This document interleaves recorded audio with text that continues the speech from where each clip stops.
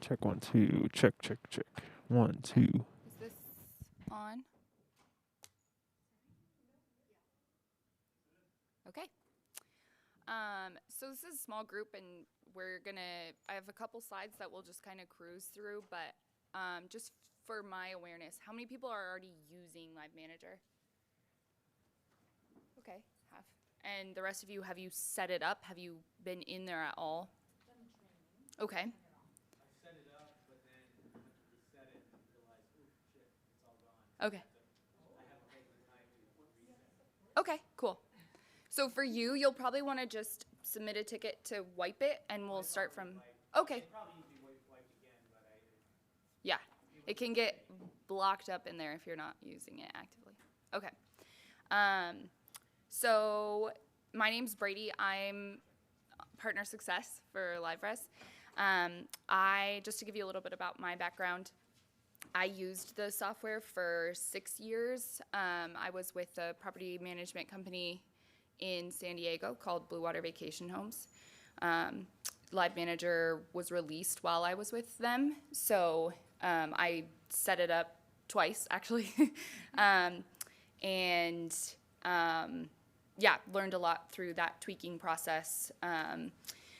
I will address two things right off the bat because I know there are going to be questions. Notifications are still coming.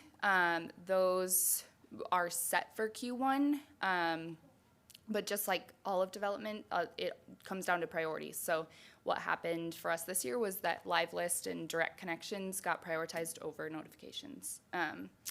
So it's all important, but that's ultimately what they decided. And an app. That is not in the roadmap, but that is an ask that Amber is making of our development team. So that's kind of we're not even at the point that like that's mapped out developmentally. It's just, the GM wants it. So that's all the information I have for that. But I just wanted to get those out of the way right away. My strength with several other things that I would like to be an app or not. They're web-based, but they're designed to work on this little thing. And so I'm finding it's not a problem that they're not officially an app because they're sized to work on here so they get the benefit of it, but they're right sized for a small device. It's not as, it's nice to have. Sure. And I think you'll find with any software, the most important thing is buy-in. So if your team's going to use it, that's ultimately if you're making whether you're paying for a tool or you're implementing a free tool, which is still costing you time and money, I think you really need to get that buy-in from the people that are going to be using it. I will say, my second time around, we set it up in a very field-friendly, optimized way. So it's not an app. Ideally, for your field people, it would be an app. But because it's not, you can, with saved filters, with saving depending on if they're on a tablet or if they're taking, it just depends. You know your team, you know what they will use and what they won't. But I think that is where it kind of falls on the person doing the implementation. And I really recommend having one person on your team, which probably is you, since you're in this class, one person owning that process, and then you're rolling out that implementation to your field team. But again, I think the number one thing is, can you get buy-in? So we're just going to do a quick overview. I'm going to kind of cruise through these slides, and then I'll actually open the system, and we can kind of workshop questions. This is, again, we're a small group. We can be pretty casual. So what is LiveManager? I think we talked about, just for a show of hands, those of you that are using it, are any of you using it in the field? Nope? Yes. Yes? Okay. We are using it. Okay. For those of you using it but not in the field, just accounting, or are using it for scheduling as well? Scheduling, okay. Okay. So the heart of LiveManager is the work order template. But I think that sometimes the building process can be a little bit confusing, like what needs to be set up before you can actually put it all together in a work order template. And I think we touched on this, but there are two ways that people take advantage of LiveManager. So they're either optimizing it for field use, and their housekeepers, their maintenance, their inspectors are using it, whether that's actually in the field or logging in and doing that on a desktop once they're back from a property, or you're automating your work order templates for scheduling and or accounting. So the templates are comprised of your people, your properties, your tasks, and your costs. So those 4 things are going to come together to create that template. And it is important that you set each of those up correctly so that they're reflecting your operations before you're actually putting that all together in a template. I think sometimes because people Vicki and I have talked about this, people work top down to set it up, and that's backwards a little bit. So we want to work from the bottom up when we're setting up a new template. Yeah? Do you mean like the bottom is the person who's going to receive the work order? Is that what you mean by bottom? No, I mean, when we get into the system, I'll show you, Okay. but yeah, so like I want to say invoicing is at the bottom. Okay. So like we're working from the bottom of the menu back up. Okay. So first, when we're talking about your people, who needs access and how much access? Your admins, which have full function, like they can do anything in the system, those are set up in the user profile in the reservation system. That's the only access that's set up that way. All 3 others are set up through LiveManager itself. So you're actually adding a person. So your vendor might technically have a login to your reservation system and LiveManager. But if they're not an admin, you're going to set them up within LiveManager. And then teams. How do you group people? Do you have a team of inspectors? Do you group this inspector and this housekeeper and this maintenance person for this neighborhood? Do you have a group of people that do quality control? There are infinite ways. This is one of 2 ways that you can aggregate data in the system. The other one being property groups, but there are infinite ways that you can group your people around the properties and the work that they're doing in them. Your properties, that's automatically pulling from the reservation system, except for the property information, which I think can be a little bit overwhelming because you can set it up however you want. You do want to make sure that when you are setting up property information items, you are setting those up within the property information tab, not from the property itself. Then you can bulk add values through that homepage, which we'll click through to that. And then you can also, on the property level, view all templates that are linked to a property. Yes, so same thing. Property groups are another way that you're aggregating information. So pools, spas, homes that you manage the landscaper, homes that the owner cleans, so you do an additional inspection on, homes that you process a monthly maintenance fee. So even for your templates that you're just going to use for an accounting flow, you're setting that up within your property group. That needs to be built out before you're actually creating that template. One other thing, templates need property groups. So even if you're creating a singular work order template for one home, you still need to create a property group for that home.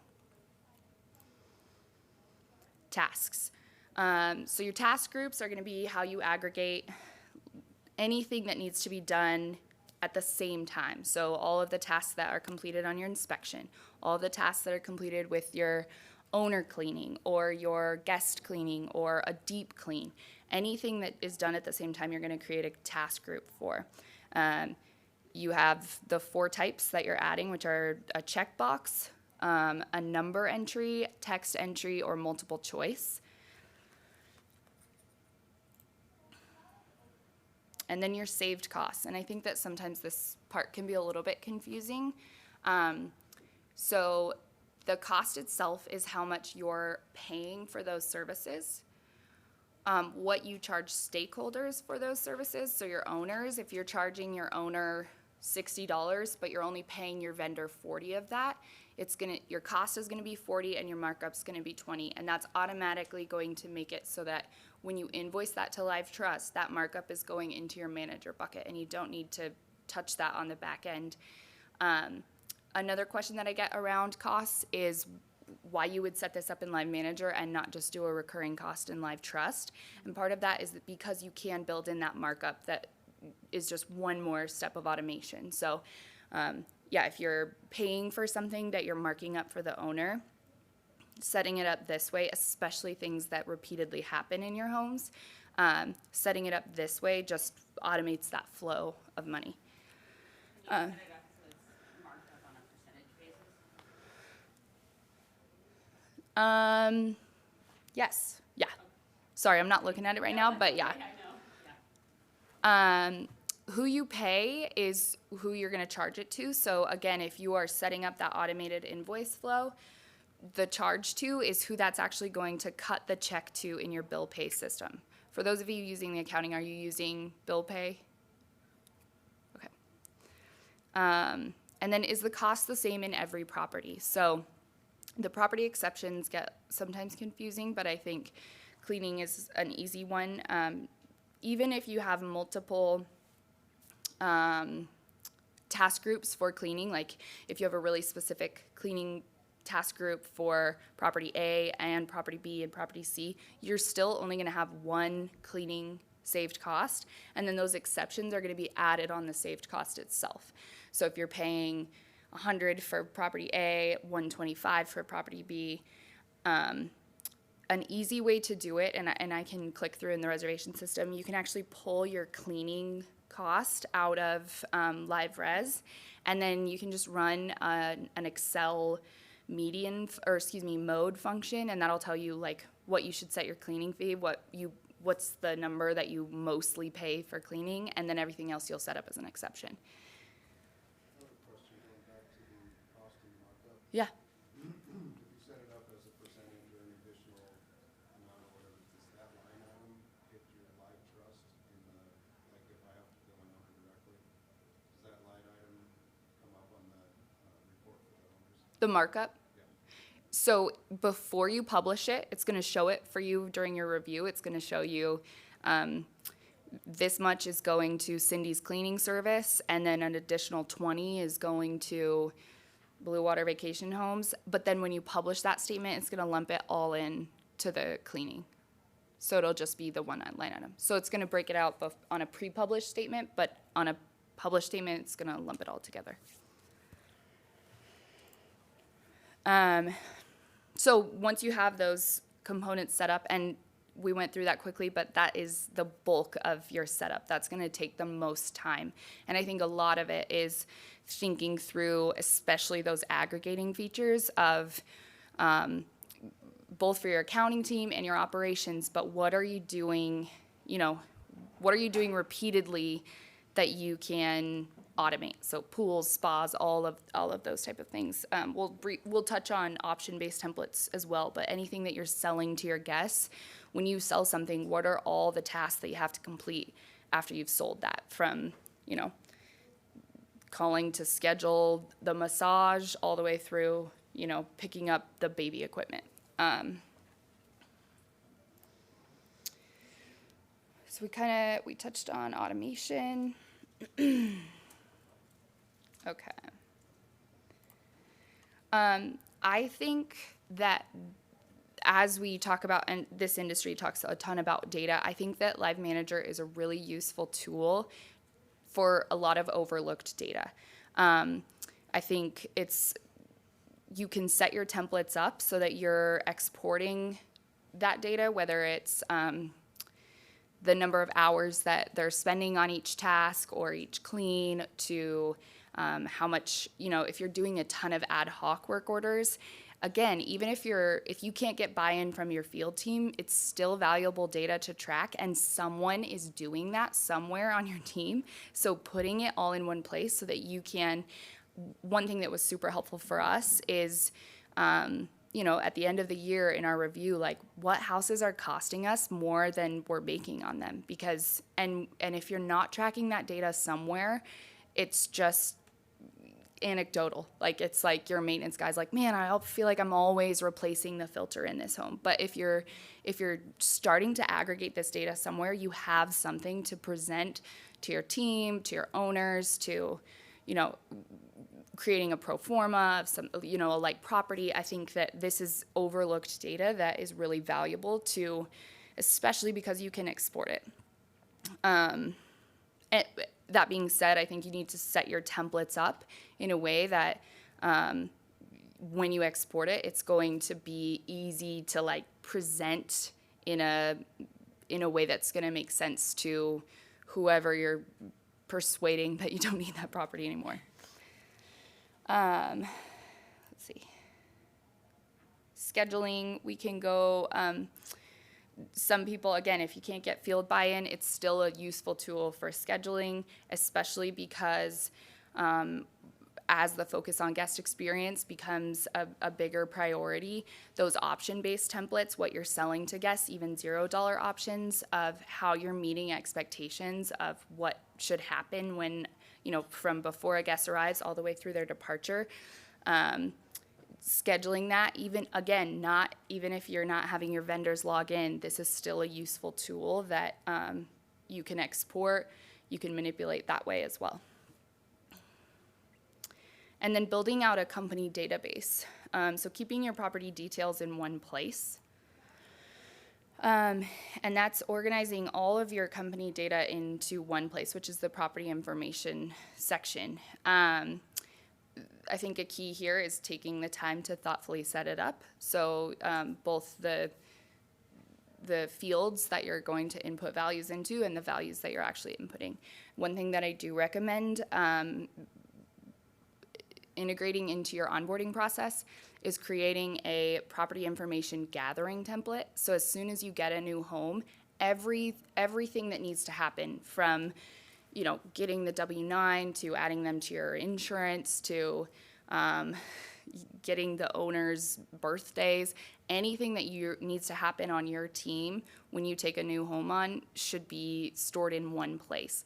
And then I think that's a helpful tool to take all that data that you're gathering from a home, inventory, processes, troubleshooting, and then putting it straight into the property information field on the property and LiveManager.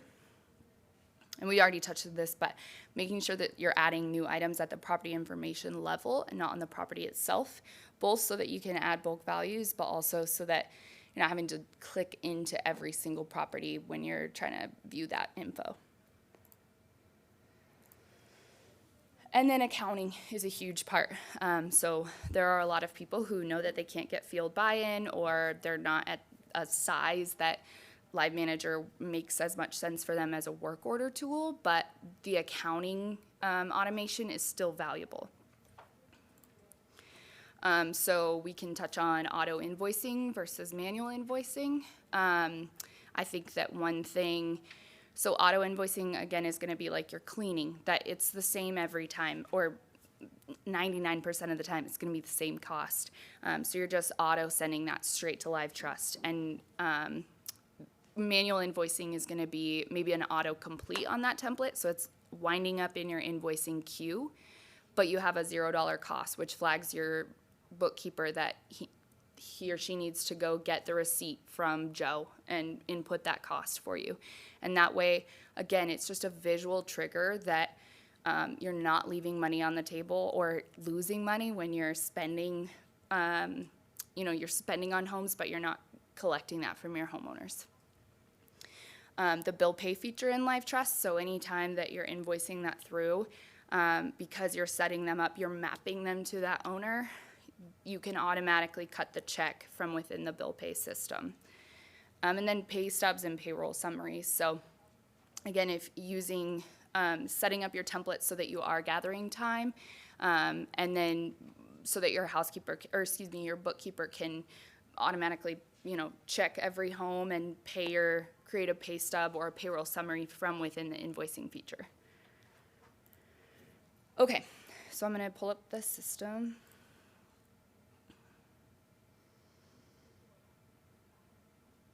So one of the things that we really brought to attention yesterday in the boot camp on LiveManager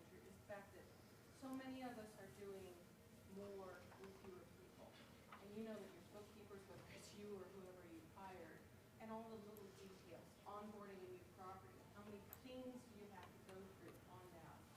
LiveManager really is a good tool for itemizing all of the little things, because it's so easy when you're now wearing 5 hats instead of 3 hats to let something drop through the cracks. Little details that end up really creating a train wreck 2 or 3 years down the road or months. And so this is a really good tool and can provide you, it's already built within your system, that tool to track some of those details. To think outside the box a little bit, what all do I need to do to onboard that property? Well, let's see, I need to schedule a photographer. Oh, we need to have the maintenance guy come in and check the furnace. Well, when he's checking the furnace, I can get the year and make and model, and we can get that into the system so that I know when the furnace dies 2 years from now, why? What am I looking at? Or the roof, or the windows, or some of these other things. So there are a lot of really good tools built inside this program. It's just taking the approach that you can use it for you in your approach. Okay, so I'm happy to kind of talk through. I've built out this system, this fake system. I'm happy to talk through this, or if for those of you that are using it, areas that are really challenging or that your team gets stuck, we can use this as like a workshop space. Yeah. Anybody have questions, or do we want to just kind of click through the system? Yeah. Is there a way to go in and kind of clean up our LiveManager system? We started using it a lot of years ago when it was new, and we have a lot of things in there that, like duplicate properties and employees and things like that, and we can't seem to be able to delete things on our end. Just wondering if there's a way to clean it up to make it easier to flow. Yeah.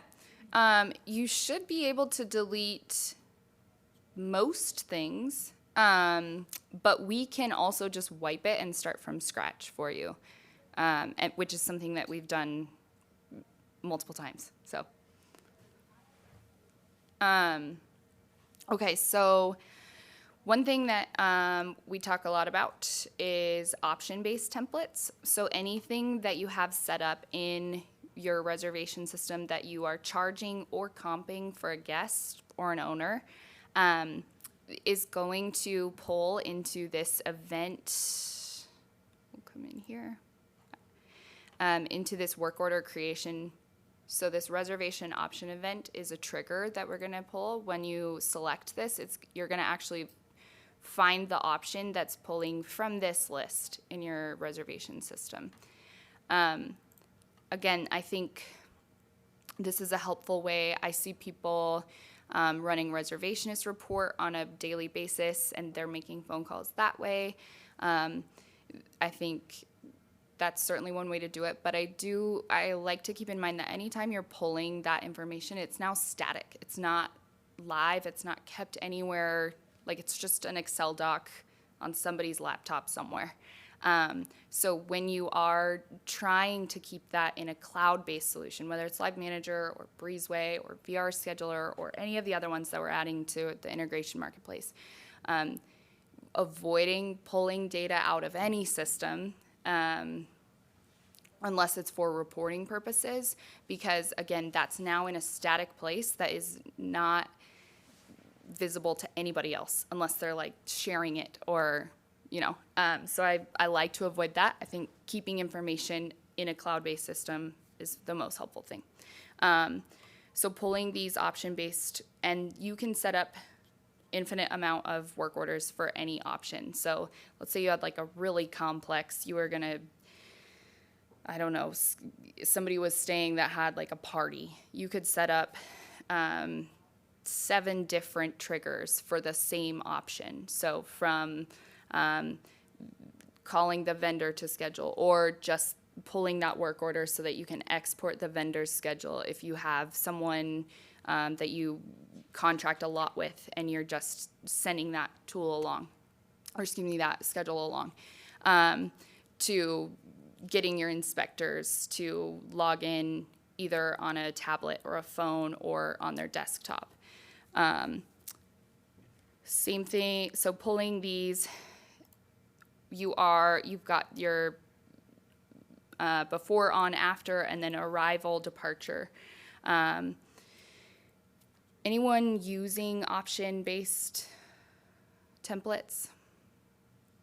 Do you guys have options set up? Like, are you selling items, or is that not necessarily? Yeah. Yeah, we did gift baskets on stays over like 4 days or something. Okay. Another thing, yes, things like that. We used to, for anyone who spent, more than, if they stayed at a home that was more than $2,000 a night, they got a different gift basket. So you can, again, talking about that aggregating tool, those property groups and teams. So you might segment your properties in a luxury, standard, economy, however you're doing segmentation amongst your team, you want to build the tool and your automation around how you're already set up. Yeah. And using that example of gift baskets and his trigger of the 4-night stay, when you say triggers, what does that mean? Is it sending an email to somebody? What kind of triggers can You're creating the work order. So you are, there are notifications. I don't even notice them. They're not at an email level yet. That is, I think you weren't in here yet, but that's Q1. And that will be customizable, just like CRM, like customizable that you can send to these 4 people or just this person. But I think that that's where, you kind of get into the complexities of who needs to know what information when this date passes. And the house has a pool, or they purchased a gift basket, or they want a brewery tour, or whatever. So the triggers are just what's triggering the automation. And the automation at this point is a notification that's that little bell that you see the red circle around, and it's creating that work order. I think where you get more consolidated, one area that I see really overlooked is the search, these saved search filters. So I think some people get overwhelmed. They come into this screen and they're like, this information doesn't mean anything to me, and it doesn't mean anything to my maintenance guys. I think the easiest way to tackle that is to create a default search filter so that they're just seeing what they need to see when they need to see it. One example is a property manager that I was just on site with. They had built out, we'll go to task groups. They had built out they had built out a task group for every single home, and they had all of their backlogged maintenance work. So not things that needed to happen eventually, but weren't necessarily going to happen today. But anytime the maintenance guy, he logged into LiveManager, came into the and then he would actually delete it from the task group. And I was like, you're losing all of that data. Like, anytime he deletes this is going away. All that takes is, again, creating that either a single work order for each of these items that is unscheduled, and then your maintenance guy is going in and he's just clicking on the house that he's at. That's the saved search filter, and it's showing him all unscheduled work orders. So if he can tackle 4 or 40 tasks, again, it's just showing him that info. He doesn't have to search anything. He's just finding that saved search filter, and you're just seeing incomplete tasks for that home. Yeah. So let's say, maybe I did it when I was working with him. So we're going to clear. I think another thing, this can get overwhelmed. I always clear from here. And then I'll drill down. So let's see what I pulled up this way. And I want status, not completed. So that you clicked what, pending? What were the 3? Yeah, so status. In progress and ongoing. Okay. Yeah, so that's just going to show you anything that, you haven't canceled or is waiting in your invoicing queue.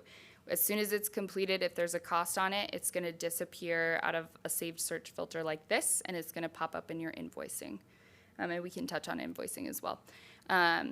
So like for them, it's, you know, anything that's in this unscheduled, by not setting that date range on schedule, date type, then you will, let's save this.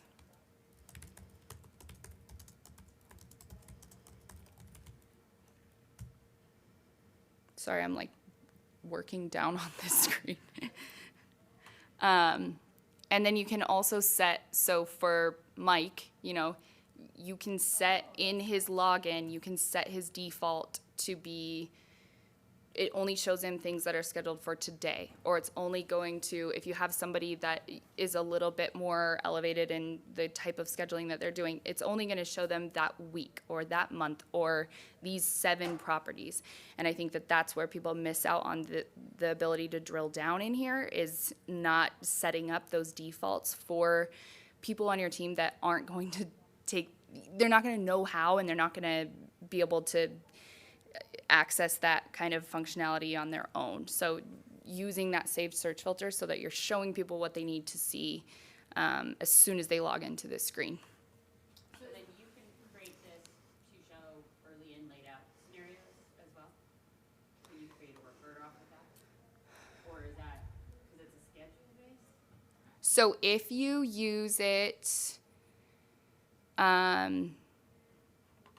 let's see if that, because you're charging for it, right? Sometimes it's just to let the team know that, hey, you can't schedule something for maintenance right now because people are coming in. Okay, so that I would use the option reservation event trigger to automate. So I would have, and that's often, you know, the people on your team that are on computers all day, it's not that much more to add a click to their life. It's when you're automating on the end of people who are not as comfortable on computers. So I would just add that as an option. That will auto add, it will create a work order to show, hey, you've got early, and yeah, you can have a save search filter that only shows you early in, like they can see, I've got early ins at all 7 properties today. And that's all they're seeing. So what you created right now, is that filtering by property at all right now, or is it just? Not right now, but we can. Yeah, okay. And again, I can, if, you know, if, You could say that, or you could just like have the maintenance person know that Yeah. the beginning filter is showing you everything that's pending, and then you can click which property. yeah. Or if you work in communities, like if you have, you know, this group is within a mile of each other, creating a property group so that this inspector, you know, like when I was with Blue Water, Saturdays in Mission Beach were crazy. So we had like these 4 people tackled this region. So we had a property group for South Mission. We had a property group for North Mission. We had a property group for La Jolla. So I think, again, I always come back to that, but like having one person who's taking that 3,000 foot view of what your operations are, what you're repeating. Another one that I can show you on here is like we were getting really bogged down by onboarding staff, like especially seasonally, like March, it would just be nuts. And so we had created an onboarding template. So everything that had to happen from their W-9 to their, they had to go through orientation, they had to do the live trust training. Like we created actually I think I've done it in here. Templates.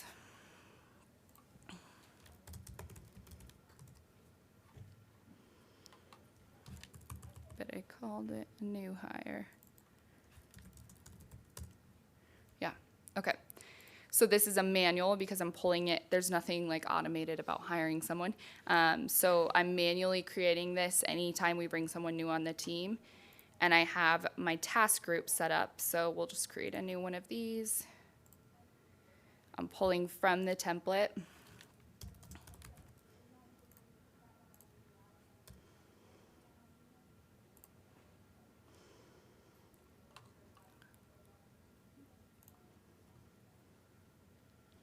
And then I have all the tasks that are happening when I bring someone on.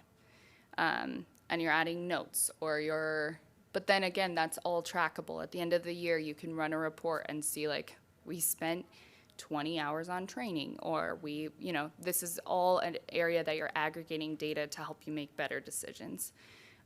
Especially if you're on the operations team, I think it's such a valuable tool for when a property is really taxing your team, and how do you get salespeople to get on board with like pruning that property? How do you get someone who doesn't think, they're not in your world, they don't think that way?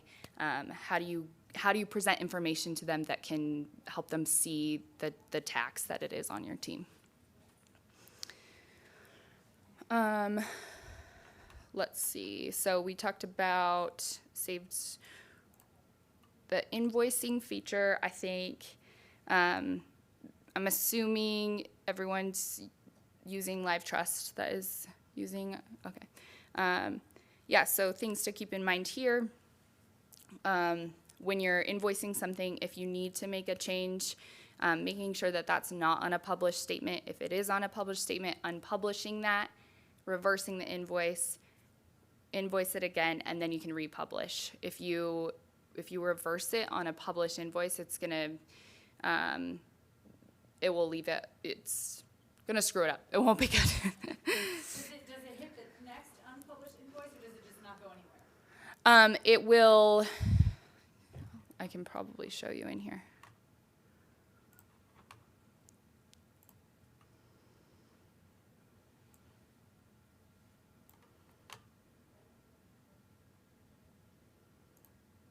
Okay.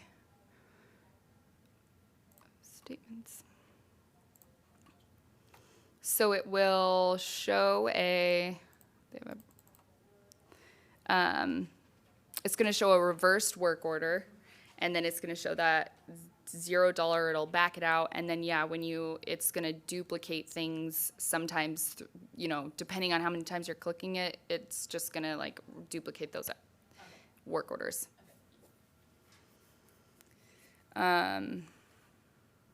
And then your bill pay. So using, again, if you're auto invoicing your cleaning or pool cleanings, anything like that, you creating payments from within this system by vendor. So cutting a check for your cleaner from within, and you can put the cleans that it was for in your notes, but then that's automatically creating your check based off of the payments that they're getting.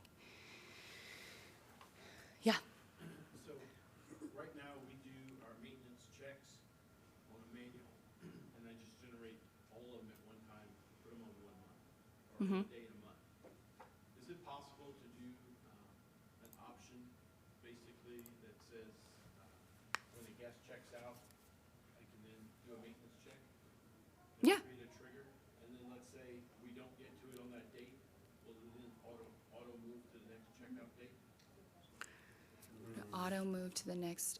No, but if you're setting the template up for departure, then it would you would have one on the next departure. Right, so let's say my departure's tomorrow. Yep. But I got 5 maintenance checks to do on that day and I miss one. Okay. Will it then, if the work order's still open, will it shift to the next departure date automatically, or do I need to adjust it manually? No, you will have one for your next departure date already in the system. And then that one would be in past due. Okay. Or, sorry? If it's pending, Uh-huh. then it'll still stay yellow in your report system, so that you can see it, and then you don't have to go through every single one of them. So that might be a way. But then you're still having to manually click the start. Yeah, Because right now, I go and put them on the 15th of the month, 55 of them, Okay. right? And then I adjust them based upon the departure dates or open dates. And why aren't you using a reservation trigger for departure? Because I didn't know. Oh, okay. Cool. Yeah. Yeah, so then you would, if you're setting up the template based on departure, it's going to create one for every departure. So anything, basically, I would set your, if you don't actually care about it, if you don't care if he didn't get to that one, you probably still want to know for your own sake, which you can run that, again, that reporting on a monthly basis or whatever. Like our maintenance guy is only getting to, So if I have 6 departures in a month, uh-huh, it'll set 6 departure work orders? yep, And then when I close the first one, does it remove the rest? no. So could Eric take that template that he's created, assuming it's a It template? is a template. Could he change the triggers to based upon departure and then hit a reprocess? And it would resort them throughout the month? I want to say yes, except that, let me test something really quick. If you, I'm trying to remember if you can, reservation option, we're going to go to reservation event. Actually, let me go to a manual. It's a manual template right now. Okay. Yeah, yes, you can change it. So yes, you would, if you wanted it for everything, that's another area. If you wanted it to, let's say you have 7 bookings this month, if you want it to create a work order for every single one that's already existing in your system, you would update it to a reservation event departure, update the template, and then reprocess it. If you just want it going forward, let's say you have a new cleaner and you're going to be paying them a different amount, don't reprocess it because that's going to update everything that's already in the system. You just want that, you know, from the day that you sign a new contract and you're paying a new price, you don't want to reprocess that work order template because you just want it on things that book from here on out. Does that make sense? It does. Okay. That'll be a different question for later. Oh, yeah. So, Let's do it. What is it? well, I want to make sure I understand this one first. So it'll create a departure work order Mm-hmm. for maintenance. Yeah. And I have 4 departures a month. Yep. If I complete it on the first departure, I still have to manually go close the other 3. You only want to do a maintenance check once a month. Correct. Okay. Yes, you would have to. So it's, then I wouldn't. So the problem you're trying to solve is you want to check any home that has bookings, but you only want to check it once a month. Well, my goal is I want to do a maintenance check for each property every month. Okay. Right now, I have to manually adjust the schedule.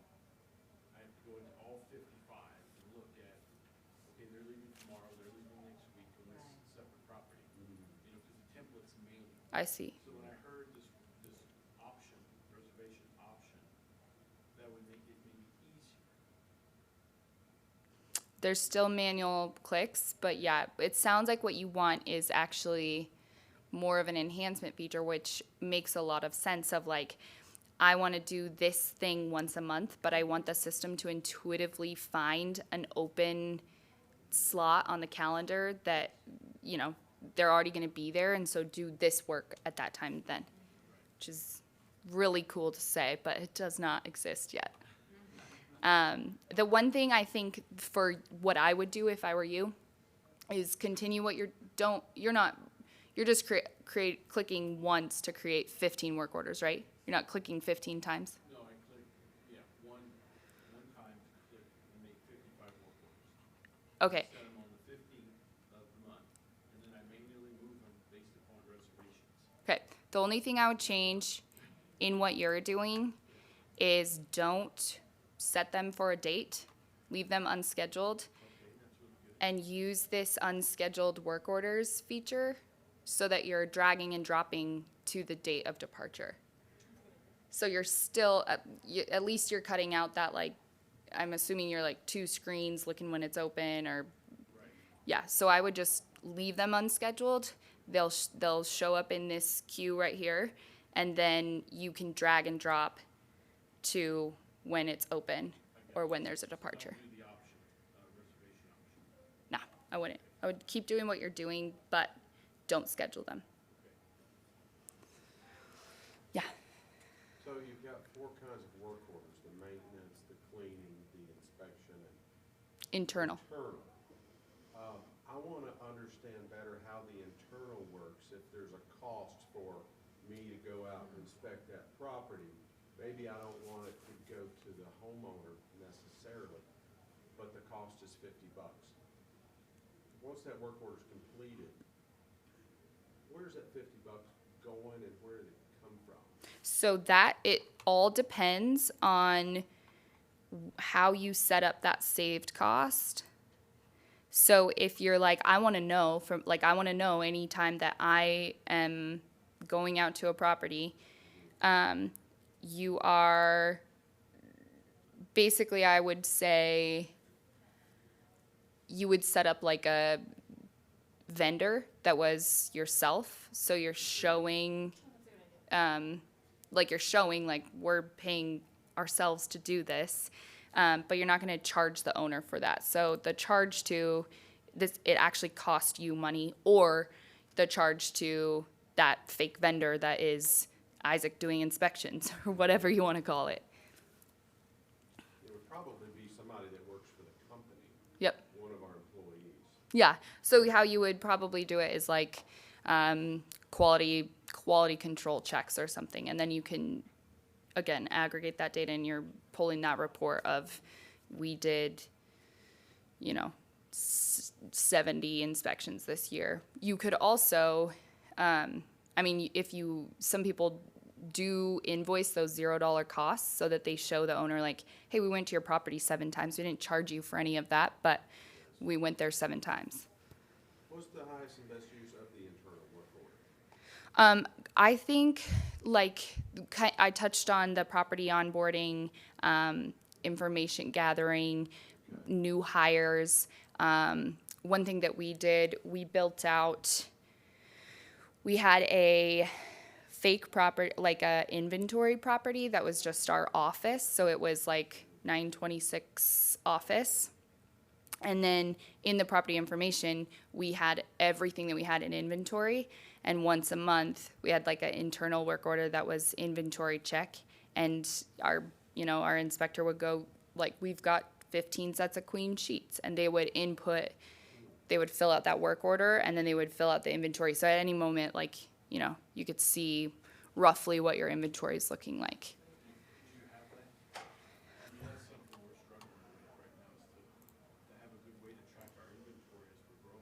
Yeah, that is even with the more robust work order management tools, that's a huge one that we're seeing a ton of requests come up because as you scale and as you grow and you need more, like, things just disappear out the door, and then all of a sudden you're like running to Target every Saturday. Ever, yeah, yep. Yeah, so let's see. Because we use Excel spreadsheets, what we do versus the min-max inspections. We have a min-max, so basically if the min is 10 and the max is 50, if I drop below 10, I trigger a work order to go ahead and go to HD supplier XYZ to fill the gap of 40. Yeah. And that's what, we had like a quality assurance person, so that was in their like monthly and in the summer weekly tasks of like checking inventory and then, creating essentially an order sheet, which all of that can be done off of that work order or, an ordering work order. But I think that's where internal is like, what are the process, what are the things? We also did one on like seasonal, most of you hopefully are using Beyond Pricing or something like it. But if you're changing pricing, all the things that had to be done after you're changing pricing. And again, these are, ideally everything is automating, it's automated from pricing to listings to syncing your photos, all of that. But sometimes it's not, and sometimes you're not at a place that you're going to be able to pay for a tool that's going to automate that part. And so what can you track so that things aren't falling through the cracks? And I think that that's where the internal work orders become helpful, is that more like admin type work. So basically, I got it right. If I create an internal work order with my inventory, Yeah. I check it weekly. Uh-huh. And I find I have a gap, not a gap, I'm dropped You're low. My low number. Then basically I can execute a work order through, through LiveManager. Mm-hmm. Go to HD Supply to fulfill my need. Is that correct? Yeah. So the automated part to HD Supply does not exist yet, but with notifications, theoretically, yes, you could do that. I'm not sure how their ordering functionality works, but if it's just an email, then yeah, once that notifications feature is in there, then yes, you can set that up. The other thing is that there's not yet a trigger based on, unfortunately, being below a certain threshold. That part would be manual as well. You would create that. Manually today. Yep. I Yeah. do that manually. Yes. Maybe you said by Q1, The notification part, yeah. patient piece would be there. Yeah. And then we could stop using Excel spreadsheets. Yeah. Yep. That's good. Can I ask another question? Oh, yeah. You just touched on payroll and pay stubs. Yeah. I haven't heard those used with this LiveManager. Okay. So who do you contract your cleaning or? We do. We have an outside vendor and they're good at the system. They go in and complete the work orders. And then at the end of the week, we check our invoicing based on their invoice, push them over to LiveTrust. Okay.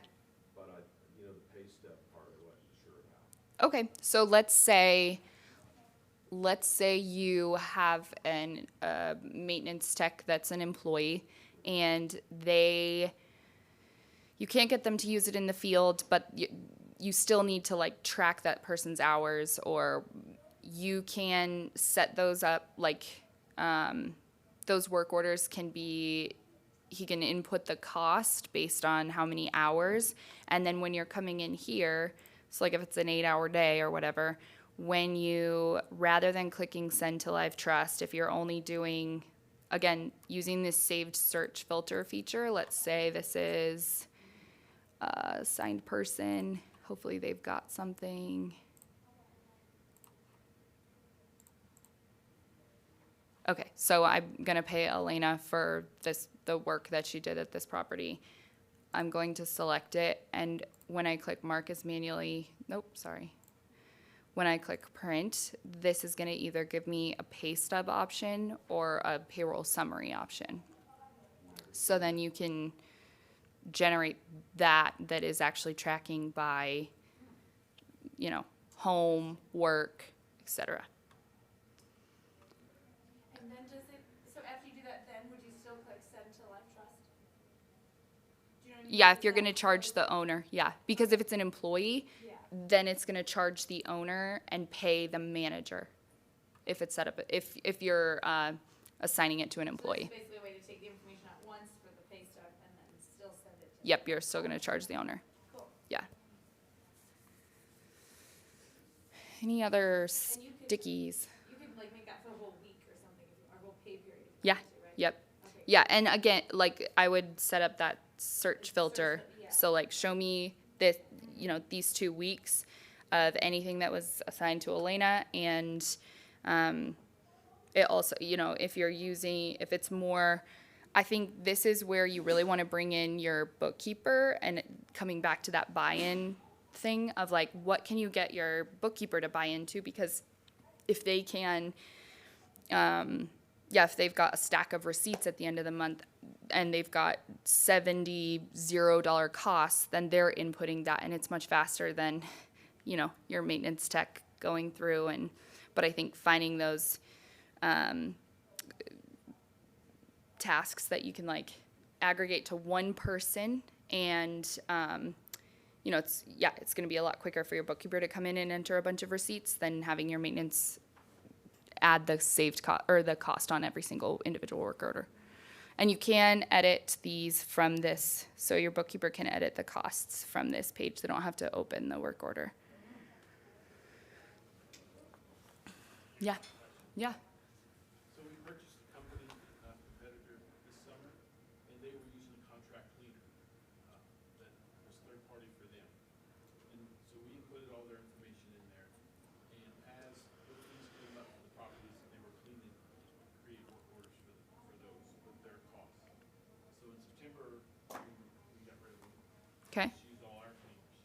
Okay. So I went back in on my state costs and I adjusted to our costs, because their costs were higher, to our cost. But now I have reservations that book, so my work orders come in when the reservation is made, cleaning work orders there. Mm-hmm. So it was made with the old cost. Okay, how can I go and force all of the old costs out with the new cost in if the work order is already created? If it's already created, Correct. your reprocess will update and it gives you that warning. Let's go there. I've seen the warning. Yeah. Clicking through warnings. So when you come in here, I know, right? Yeah. so yeah, I want to update this template. So when I update the template, okay, I'm watching. And then if I click reprocess, this says this is going to create work order reservations for anything that, like, if I was creating this today, it's creating it for anything booked previously, but it's also updating all the work orders in my system. I got you. Okay, so existing and new. So the new ones are fine, but what I'm doing right now is having to go back and manually adjust. Because I didn't know about this reprocess feature. Okay. Yeah, You couldn't reprocess anything that's previous that's still open. It's not closed. If it's been started, if the work order has been started, you can't update it from the reprocess feature, but you can bulk edit it. But in his essence, it's a new reservation that's been there before September 1st, but they haven't done anything yet, so reprocessing would update it to his new cost. Yeah.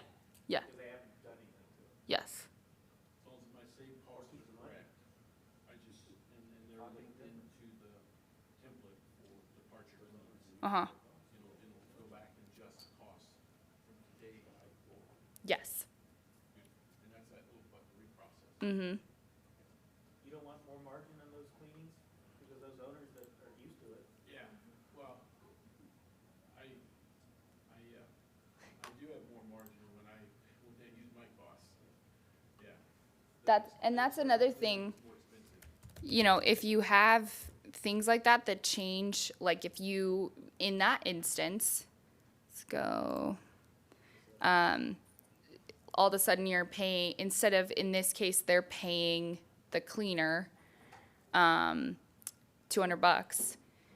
If your cleaner, now you're only paying your cleaner $160, you can change this to $160, add your markup to $40.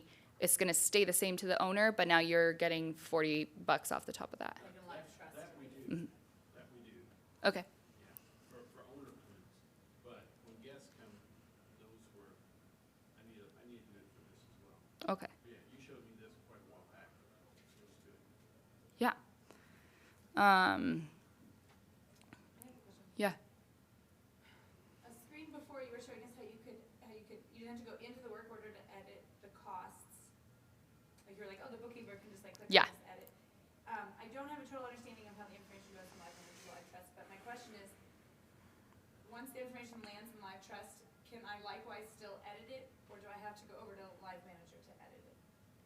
Once it lands in LiveTrust, you cannot edit it. Okay, You can reverse the invoice, but make sure it's not on a published statement. okay. And if it's on a published statement, unpublish the statement. I mean, again, Yeah. clear that with your bookkeeper, right, but right. unpublish the statement and then, Okay, and then I would, click over to LiveManager and edit it there, and then like send it to LiveTrust again. yes, Okay. yeah.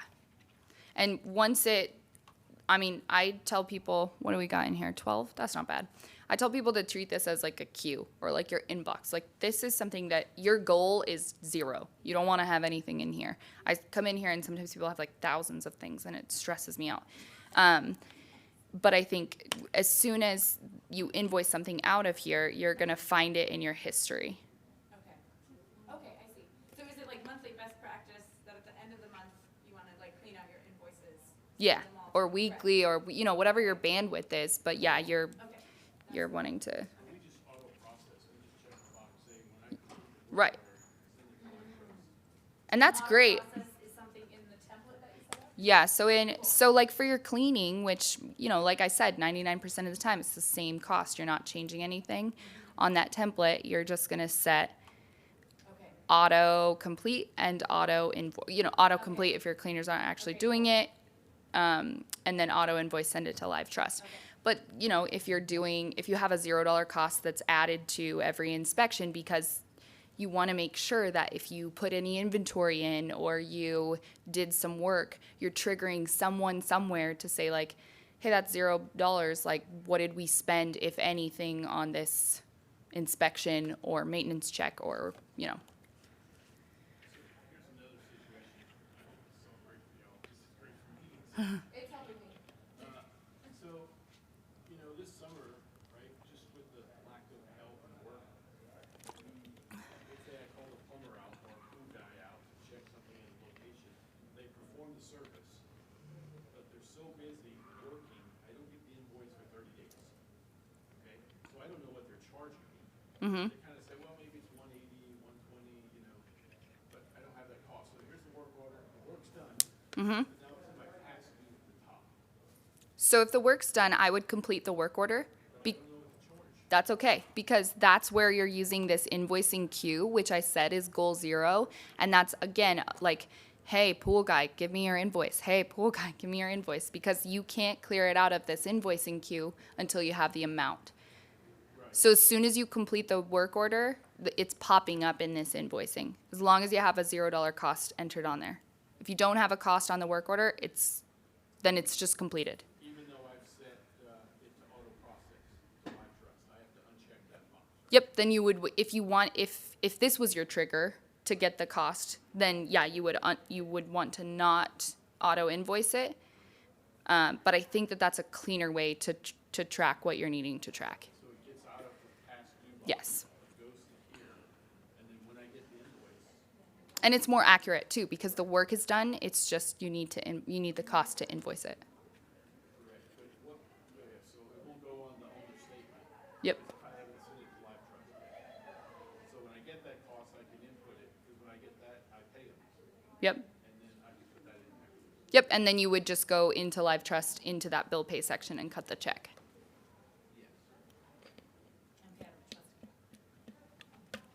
We use this, and that way we know exactly what invoices we're waiting on. Yeah. So this is. Well, that's good, because we're using the past due, and they're stacking up at the top, and I say, look, we got to do something. Because then we know the work's done. And that's another thing. I mean, yeah, and that's a good example. You can create an imaginary person or team of like invoice, waiting on invoice, and then you can create that search filter so that your bookkeeper can filter out to anything you're waiting on an invoice for. So, give me your explanation of the difference between updating a template and then the reprocessing. Because you just want to change the cost, so you update the template. Yeah, so like, If you, so let's say, what's a good example? You get a notification from your pool cleaner that for everything you've already scheduled, they're still only going to charge you $100, but anything scheduled from today forward, they're going to charge you $120. You would only update your template because that's going to, for any new reservation, for any new pool cleaning that you're scheduling, that will have the new cost. Whereas if they were like, no, like anything from this day forward, we're going to charge you $120, then you would reprocess because it doesn't matter. It's already, like they're charging you from today forward, not anything that you've already scheduled.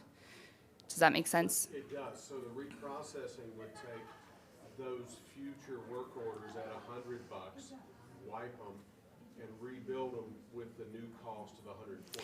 It's not going to wipe the work order, but it is going to update the work order to your template settings.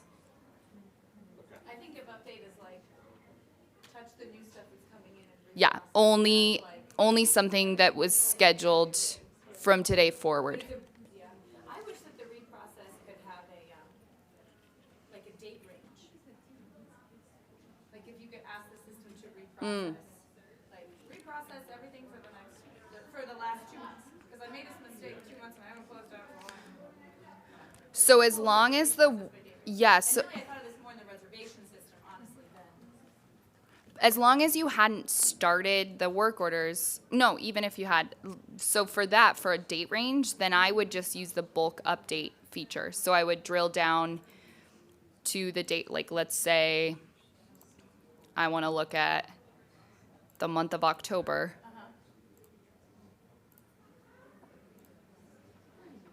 And I'm only going to look at, where are my templates?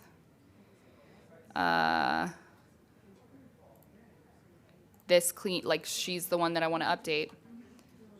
I can bulk update selected or update all 10, and then I can change the person, change the team. Somebody quits and they're already Yeah. doing stuff. Yep. Yes. And that can go in the past? Yes. Yep. And this could update anything except a canceled work order. So you couldn't like uncancel it. You have to create a new one. So when we onboard a new property, sometimes one of the last things we do is add it to the property group for ABC Cleaning Company. Yep. And so then we go, oh crap, we got 3 reservations, but the system didn't create them. Reprocess. So we update the group and then update the template, but then probably need to hit that. Reprocess. Yep. If So you we already can have generate a bookings. work order for- Oh, I hated that. I hated when they would like let people book a property before it was totally set up. Yeah, there's a lot of But steps in there to make I sure know. you don't miss that all-important Yeah. cleaning on that. Yeah, and I have. Exactly, and then the owners are like, oh, you're not ready to do this yet, are you? Yeah. You're not This. Let me see if I have this template.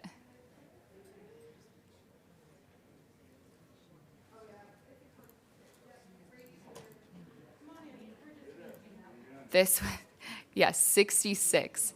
So like our accounting tasks, our admin tasks, everything that had to happen in LiveManager. That's your template that you have open right now? Yeah, so this was like our onboarding. This is everything that happens in the system, in LiveTrust, for our accounting, for quality assurance. They do a walkthrough. They do the linen inventory. Yeah, 68 items, I think.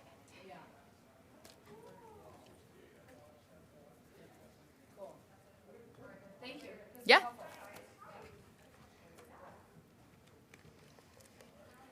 What? Give me like 7 minutes to set up. Oh. Well, you weren't even in here. I have been through time. but it's Oh, okay. you have? Yeah, that's okay. I'm fine. You do what you need to do. Wow. You do you, I'll do me. Where's your baby? I don't know. Good question.